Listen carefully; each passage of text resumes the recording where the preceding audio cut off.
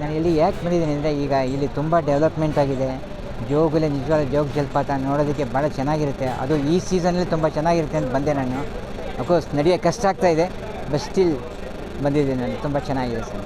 ಇಲ್ಲಿ ತುಂಬ ಡೆವಲಪ್ಮೆಂಟ್ ಆಗಿದೆ, ತುಂಬ ಸಂತೋಷ ಆಗ್ತಾಯಿದೆ ಜೋಗ ಎಷ್ಟು ಇಂಪ್ರೂವ್ ಆಗ್ತಾಯಿದೆ ಅಂತ.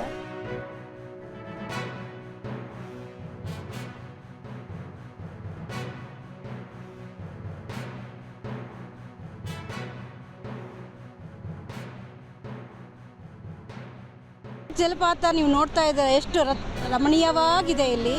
ಆದರೆ ಏನಾಗಿದೆ ಅಂದರೆ ಇಲ್ಲಿ ಬರೋ ಪ್ರಯಾಣಿಕರಾಗಲಿ ಯಾರಾದರೂ ಆಗಲಿ ತುಂಬ ಗಲೀಜು ಮಾಡಿಬಿಟ್ಟು ಹೋಗ್ತಾರೆ. ಅದನ್ನು ಸ್ವಚ್ಛವಾಗಿಟ್ಟರೆ ಇನ್ನೂ ಚೆನ್ನಾಗಾಗತ್ತೆ.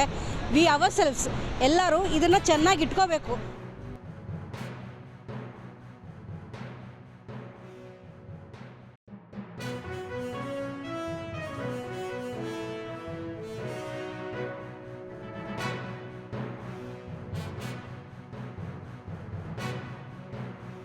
ಇವಾಗ ಮಳೆಯಲ್ಲಿ ಜೋಗ ನೋಡೋ ಅನುಭವನೇ ಬೇರೆ.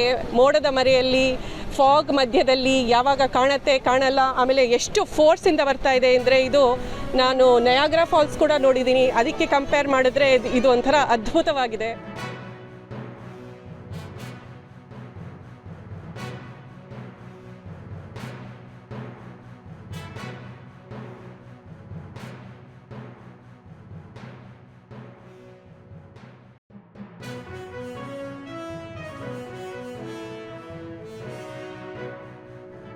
$183.77 ಕೋಟಿ ಅನುದಾನದಲ್ಲಿ ಸಮಗ್ರ ಅಭಿವೃದ್ಧಿ ಕಾಮಗಾರಿಗಳು ತ್ವರಿತಗತಿಯಲ್ಲಿ ನಡೀತಾ ಇರೋದ್ರಿಂದ ಮಳೆ ವಿಪರೀತ ಜಾಸ್ತಿ ಜೋಗ ಜಲಪಾತ ಪ್ರದೇಶದಲ್ಲಿ ಬರ್ತಾ ಇರೋದ್ರಿಂದ ಮಾನ್ಯ ಜಿಲ್ಲಾಧಿಕಾರಿಗಳ ಸೂಚನೆಯಂತೆ ಪ್ರವಾಸಿಗರಿಗೆ ಯಾವುದೇ ರೀತಿ ತೊಂದರೆ ಆಗದ ರೀತಿ ವೀಕ್ಷಣೆಗೆ ಅವಕಾಶವನ್ನು ಕಲ್ಪಿಸಲಾಗಿದೆ.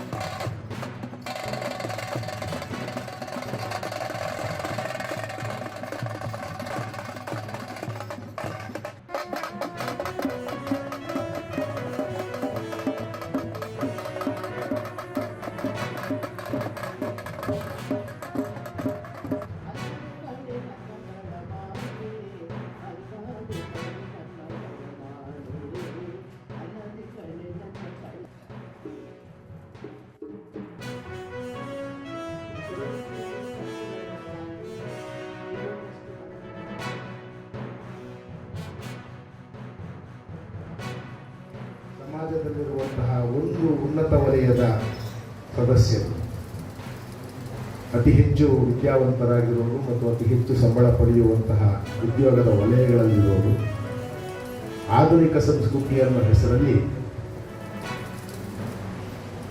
ಇತರ ದೇಶಗಳಿಂದ ಬಂದಿರುವಂತಹ ಸಂಸ್ಕೃತಿಯನ್ನು ಅಳವಡಿಸ್ಕೊಳ್ಳೋದು ಮತ್ತು ಅದರ ಮುಖಾಂತರವಾಗಿ ನಾವು ಹೆಚ್ಚು ಸಂಸ್ಕೃತಿವಂತರಾಗಿದ್ದೀವಿ ಅಂತ ಭಾವಿಸೋದು, ಆ ಪ್ರವೃತ್ತಿ ಬೆಳೀತಾ ಇದೆ.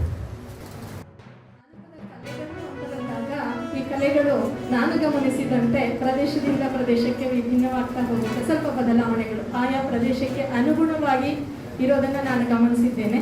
ನಾನು ಸ್ವಲ್ಪ ಬೇರೆ ಪ್ರದೇಶದಿಂದ ಬಂದಿರೋಳಾಗಿರೋದ್ರಿಂದ, ಅಂದರೆ ನನಗೆ ಸ್ವಲ್ಪ ತೆಲುಗು ಮತ್ತು ತಮಿಳು ಇನ್ಫ್ಲೂಯೆನ್ಸ್ ಇರುವಂತಹ ಪ್ರದೇಶದಿಂದ ಬಂದಿರೋಳಾಗಿರೋದ್ರಿಂದ ಇಲ್ಲಿನ ಕಲೆಗಳಿಗೂ ಅಲ್ಲಿನ ಕಲೆಗಳಿಗೂ ಸ್ವಲ್ಪ ವ್ಯತ್ಯಾಸ ಇರೋದನ್ನು ನಾನು ಕಾಣ್ತೇನೆ.